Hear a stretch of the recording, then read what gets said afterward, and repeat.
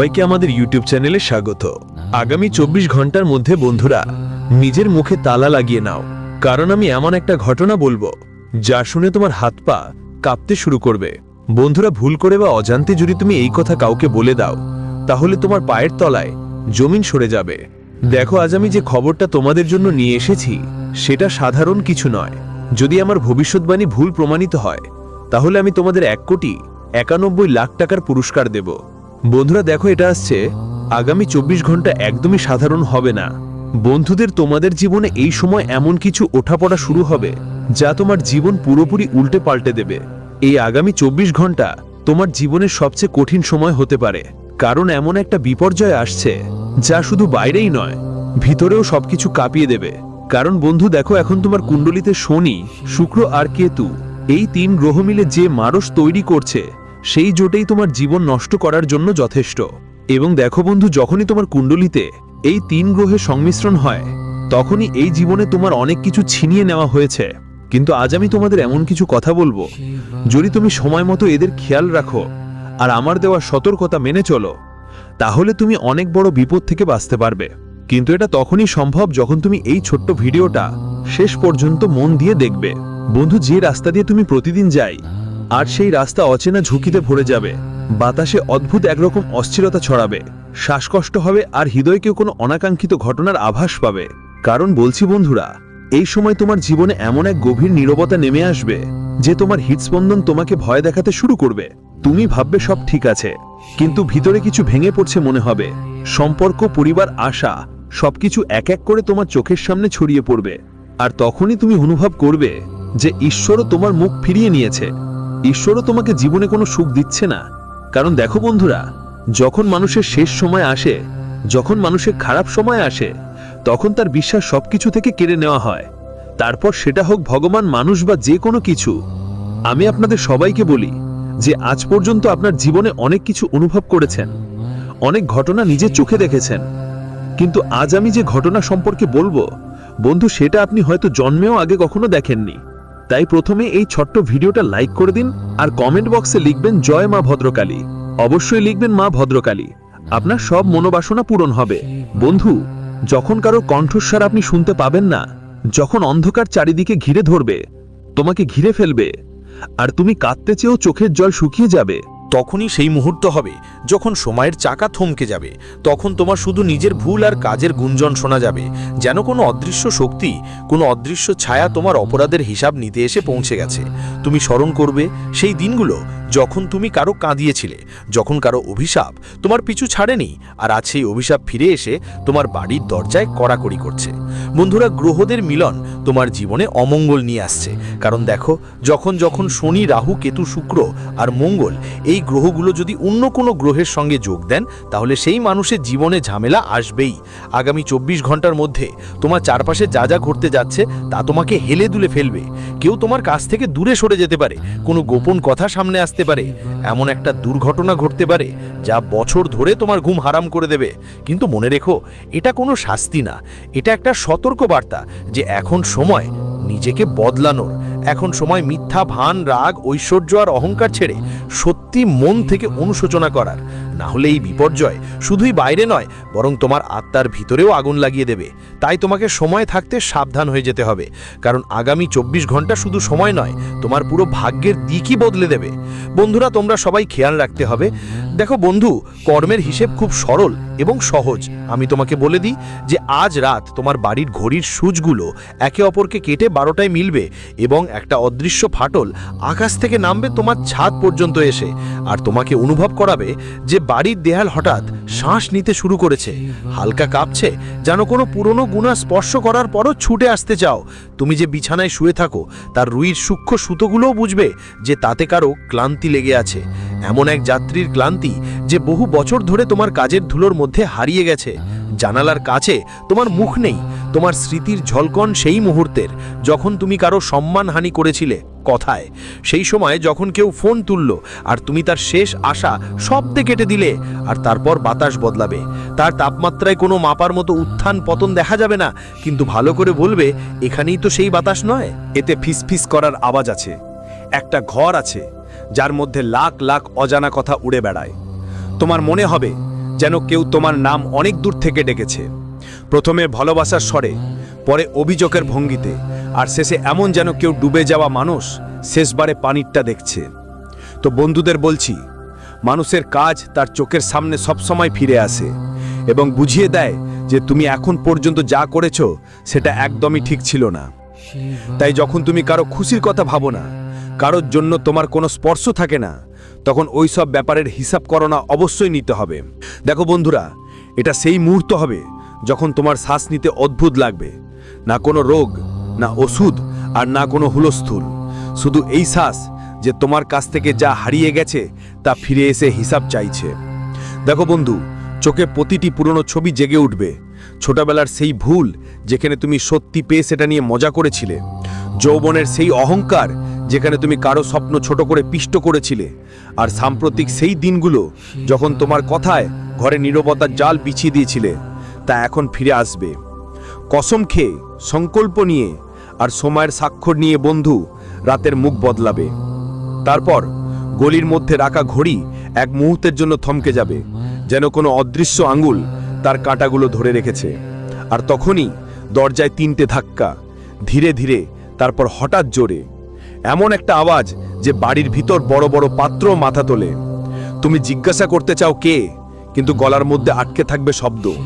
সাহস করে দরজা খুলবে, সামনে কেউ থাকবে না, শুধু মেঝেতে পড়ে থাকবে তোমার নিজের ছায়া। ঠিক ততটাই ক্লান্ত, ঠিক ততটাই তোমার মতো যতটা তোমার হৃদয়। তুমি ছায়াটা তুলে নিতে চাও, কিন্তু ছায়া হাত ধরে না, সে শুধু পিছনের দিকে ইশারা করে। আমি তোমাদের সবাইকে বলছি, বন্ধুরা, তোমাদের জীবনের পাতাগুলো আবার জোড়া লাগাচ্ছে, আর সেই শব্দগুলো আবার তোমার হাড়ে মাংস যোগাচ্ছে। কারণ যেগুলো তুমি আগের সময় হারিয়েছো সেগুলো তোমার কখনোই ছিল না, কিন্তু যেটার পিছনে তুমি দৌড়াচ্ছ আর দৌড়াতে দৌড়াতে নিজেকে কষ্ট দিচ্ছ, সেটাই হয়তো আল্লাহর করুণা দিয়ে তোমার জীবনে আবার ফিরে আসতে পারে। কারণ দেখো বন্ধু, তুমি আগের সময় তোমার ভালোবাসা পেতে অনেক চেষ্টা করেছো, অনেক পরিশ্রম করেছো, অনেক দৌড়ঝাঁপ করেছো। এমনকি তোমার ভালোবাসা পাওয়ার জন্য তুমি তোমার বাবা মায়ের স্বপ্নকেও পা দিচ্ছিলে।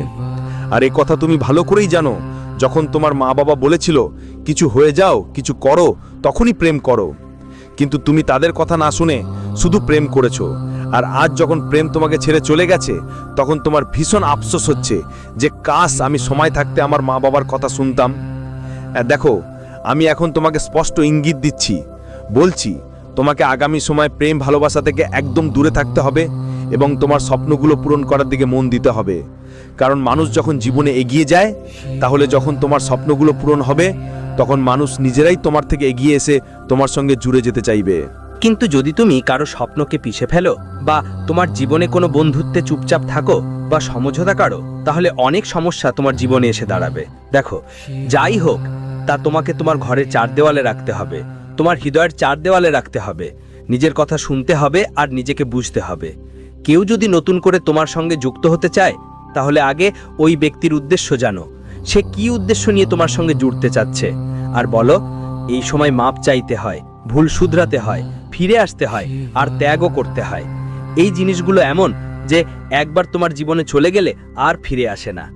হঠাৎ বুঝতে পারবে, অন্ধকারে প্রথমে মিথ্যা দেখা যায়, তারপর আস্তে আস্তে সত্যি আসে, কিন্তু সেটা ধীরে ধীরে। যেমন সূর্যের রশ্মি জানালার গ্রিলের ফাঁক দিয়ে ঢোকে, সেই বিরতিতে তোমার বাবার ডান্ডি মনে পড়বে, মায়ের থালার টং টং ধ্বনি, বোনের আঘাত, আর বন্ধুর চিঠি, প্রেমিকার নিস্তব্ধতাও এক এক করে ফিরে আসবে। কারণ বন্ধুরা যেই আদালতের সাক্ষী, বিচারক সেই অদৃশ্য শক্তি তোমার হৃদয়ের ধড়কনের ভাষা বুঝতে পারে।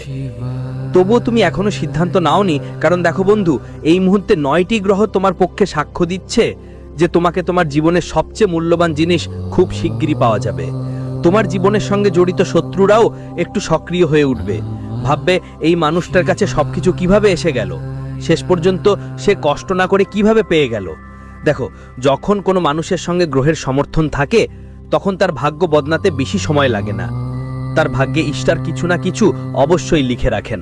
আর তুমি দেখবে বন্ধু, এই সময় তোমার ফাঁকা খরচ অনেক বেশি হতে পারে, হয় শখ পূরণ করতে গিয়ে, বা এমন কিছু কিনতে যা তোমার একদমই দরকার ছিল না, তবুও তুমি জোর করে সেটা কিনে ফেলো এবং বলো যে তোমার নিজের পায়ে দাঁড়ানোর খুবই দরকার। কারণ যদি তুমি এবার আবার কারো সাহায্যে দাঁড়াতে চাও, সেই মানুষ তোমায় পড়ে যাওয়ার জন্য কয়েক সেকেন্ডও নেবে না। কারণ মনে রেখো বন্ধু, প্রায় যেই গাছের ডালে আমরা ঝুলনা বাঁধি, ঠিক সেই গাছের ডালেই একদিন সেটাই ভেঙে পড়ে বা কেটে যায়। কারণ ঠিক এমনই, যখন তুমি কারোর উপর ভরসা করেই দাঁড়াও, সিদ্ধান্ত নাও, তখন দেখো সেই মানুষ একদিন তোমাকে মুখ থুবড়ে পড়তেই বাধ্য করবে। আর এক কথা মনে রেখো, এই সময় অন্য কারো সাথে তোমার জীবনের গোপন বিষয় একেবারেই শেয়ার করো না। আমি তোমাদের বলতে চাই বন্ধু, তুমি দেখবে তোমার জীবনে কি পেয়েছো, কি হারিয়েছো, আর কি পাওয়ার আশা রাখো। আর বন্ধুদের জানাই, এই সময় তোমাকে শুধু কঠোর পরিশ্রমের ওপর মনোযোগ দিতে হবে। তুমি কোনো রং, কদ, ভাষা, কাপড় দেখে যদি কাউকে কমজোর মনে করা হয়, তাহলে এসব জিনিস জীবন্ত। তোমার আচরণের স্মৃতিগুলো তাদের প্রতিটি কোষে ধাক্কা দেয় তোমার কাল আর আজকে ঘিরে রেখেছে তারা। না ভয় দেখায়, না সঙ্গ দেয়, বরং দেখায় তুমি কে হয়েছো। ভয় পেও না, হ্যাঁ কাঁপো, কারণ এই কাঁপুনি সঠিক প্রশ্ন তোলে, আমি কি সত্যিই এমন হতে চাই? যদি উত্তর না হয়, তাহলে প্রলয় তোমার জন্য আশীর্বাদ হতে পারে। মনে রেখো বন্ধু, পরে 24 ঘন্টার মধ্যে তোমার জীবনে প্রলয় আসবে, আর প্রতিটি প্রলয়ের একটা লুকানো তীর্থস্থান থাকে, সেখানে পৌঁছানো তোমার হাতে। কিন্তু তার জন্য এখন থেকেই, রাত থেকে তোমাকে অনেক কিছু ত্যাগ করতে হবে। বন্ধুরা, আগে তোমার ভেতর থেকে সেই শব্দগুলো বের করে ফেলো যা তুমি প্রতিদিন অন্যদের উপর ছুঁড়ে মারো। বিদ্রূপ, ব্যঙ্গ এবং কটাক্ষগুলো কাগজে লিখে রাখো এবং বুঝে নাও, প্রতিটি নেতিবাচক শব্দ যেন চুম্বকের মতো ফিরে আসে তোমার কাছে। তাই তোমার প্রথম কাজ হবে এই ব্যাপারে সচেতন থাকা, যেন কাউকে বিদ্রূপ না করো, কাউকে তিরস্কার না করো, আর কাউকে কটাক্ষ না করো। যদি তুমি যেমন হও তেমনই থেকো, তাহলে পরমপিতা তোমাকে অবশ্যই গ্রহণ করবেন। কিন্তু দেখো, অনেক মানুষ এমন মানুষ থাকে যারা সব সময় অন্যদের উপহাস করে, মানে মজা করে, ঠাট্টা করে, সব সময় কাউকে কিছু না কিছু তুলে ধরে বলে দেয়। কারো দারিদ্র্যের উপর মজা করে, কারো পরিশ্রমের উপর ঠাট্টা করে। এমন মানুষের সাথে জীবন যখন খারাপ হয়, তখন তার পাশে দাঁড়ানোর মতো কেউ থাকে না। এটুকু কথা অবশ্যই ভালোভাবে মনে রাখবেন। বন্ধুদের জন্য আমি বলেই রাখি, এমন একটা ফোন তোমার কাছে আসতে পারে যা তোমার রাতের ঘুম হারাম করে দিতে পারে। মানে কারো হাসপাতালে যাওয়ার খবর আসতে পারে, বা কারো ডিভোর্স হওয়ার খবর আসতে পারে। একটা ছোট্ট একটা ভুল তোমার জীবনে এখনই বড় সমস্যা নিয়ে আসতে পারে। আগে তো ঝড়ো রাতে বাড়ির বাইরে বেরোতেই হবে না, এটার খেয়াল খুব ভালো করে রাখতে হবে। ফাঁকা রাস্তা এড়িয়ে চলতে হবে, যেখানে একটু মানুষের চলাচল থাকে ঠিক সেখানেই যেতে হবে। আর বাইরে কেউ তোমাকে কিছু খেতে দিলে একদম খাবেন না। অনেকের অভ্যাস থাকে পান, বিড়ি, গুটকা ইত্যাদি একে অপরের কাছে থেকে খাওয়া, এটা এই সময় একদম করা যাবে না। আজ রাতটা তোমার, তুমি ঘর থেকে 3টা জিনিস বাইরে রাখবে। প্রথমটা সেই পুরনো অহংকার, যেটাকে তুমি তোমার সাফল্য ভেবে থাকো। দ্বিতীয়টা সেই অলসতা, যা তোমার সংকল্পগুলোকে কালকে ঠেলে দেয়। আর তৃতীয়টা সেই ভয়, যা তোমাকে সত্য বলতে দেয় না। এগুলো বাইরে রাখলে দেখবে সকালের বাতাসটা আলগা লাগবে, আর তোমার ভেতরের আকাশ হালকা হবে। তবে ধ্বংস এখনো টলা যায়নি, সে তোমাকে পরীক্ষা নিতে চায়। সকাল 4:10টায় তোমার ভেতরে একটা অনুভূতি জাগবে, যেন কোনো দরজা ভেতর থেকে খুলে গেছে। তুমি চাইলে সেটা অজানা করে আবার ঘুমোতে পারো, তবে জীবন ঠিক আগের মতো, ঝামেলা আগের মতোই। অদৃশ্য কিছু যেন হয়ে গেছে, হাত নেই, ইচ্ছে মলিন, আর নিজের প্রতি বিশ্বাস কমে গেছে। ঘরের প্রথম পর্দাটা খুলে রাখো, যেন বাইরে থেকে হালকা নীল আলো ভেতরের অন্ধকার কোণগুলোকে স্পর্শ করতে পারে। দেখো বন্ধু, তোমাদের বয়স্ক মা বাবার স্বাস্থ্যের প্রতি বিশেষ যত্ন নিও। যদি তাদের স্বাস্থ্যে কোনো ওঠাপড়া দেখা দেয়, যদি মনে হয় তাদের হঠাৎ অসুস্থতা ঘটা বা কোনো সমস্যা দেখা দিচ্ছে, তাহলে তাড়াতাড়ি তাদের ভালো কোনো হাসপাতালে নিয়ে যাও, তাদের চিকিৎসা করাও। কারণ দেখো, আমার মতে চিকিৎসা করানো খুব জরুরি, কারণ একটুখানি অবহেলা তোমার বাড়িতে বড় বিপদ ডেকে আনতে পারে। এবং শুধুমাত্র পরিবারের বড় বড় বয়স্কদের কথা না বলছি, তোমার বাড়িতে যদি আর কেউ থাকে যার স্বাস্থ্য অনেকদিন ধরে খারাপ থাকে, তবু মৌসুমি রোগগুলো বিরক্ত করবে। আর যদি মৌসুমি রোগগুলো সময় মতো ঠিক না করা হয়, তবে পরে এটা তোমার জন্য বড় সমস্যার কারণ হতে পারে। আর একটা কথা খুব মনে রাখবেন আমার প্রিয় বন্ধু, এই সময় তোমার বাড়ির মধ্যে সত্যের আয়না একটু ঢেকে রাখো। কারণ সত্যের আয়না এমন একটা আয়না, একবার বাইরে বেরিয়ে গেলে বা কাউকে দেখিয়ে দিলে পরিবার টুটতে বেশি সময় লাগে না। কারণ এখনকার সময় সত্য কাউকে নষ্ট করতেই পারে, বেহুদা কিছুই নষ্ট হয় না আজকাল। যদি তুমি মিষ্টি মিথ্যা বলো, মানুষ খুশি খুশি সেটা শুনবে। এখন মিথ্যা ছলনার যুগ বন্ধু, তাই তোমাকে বলছি, মিথ্যা মানুষ আর বাহুল্যের মধ্যে এতটা অহংকার করো না যে তোমার ভবিষ্যতের উপার্জন, তোমার ভবিষ্যতের সব প্রশ্নই তুমি নিজের ঝুঁকিতে ফেলো। দেখো, বড় বাজি ধরার সময়ও এসে গেছে। তোমার বাড়িতে এখন কোনো শুভ অনুষ্ঠানের পরিকল্পনাও হতে পারে। আর যখন তোমার ছেলে বা মেয়ের জন্য কোনো বিয়ে নিয়ে প্রস্তাব আসবে, তখন কিছু শুভাকাঙ্ক্ষী প্রথমে সেই প্রস্তাবে বাধা দেবার চেষ্টা করবে। আর এটাই তোমাকে সময় অনেক বড় বিপদেও ফেলতে পারে। সবাইকে বলি, বন্ধুদের পরিবারের সঙ্গে থেকে তুমিই তোমার জীবনের সব সমস্যা থেকে বেরোতে পারবে। তোমরা যাদের উপর বিশ্বাস করছো, পরিবারের মানুষদের ছাড়া তাদের দিকে ধ্যান দিও না। বন্ধু, শেষমেশ যখন তোমার 4টি কাঁধ দরকার হবে, তখন 4টে কাঁধ তোমার নিজের মানুষদেরই হবে। আর যে কাঁধ তোমাকে উপরে নিয়ে যাচ্ছে, সেই কাঁধ একদিন তোমাকে নিজের পায়ে নিচে চেপে ঘুরতে চাইতো। সেই কাঁধই একদিন তোমাকে নিজের পায়ে দাঁড়িয়ে থাকতে শিখাবে। তাই মনোযোগ দেবেন বন্ধুরা, নীতির খেলা বদলাই, নীতি কখনো কাউকে মাফ করে না, কর্ম কখনো কাউকে মাফ করে না। তাই আমি সবাইকে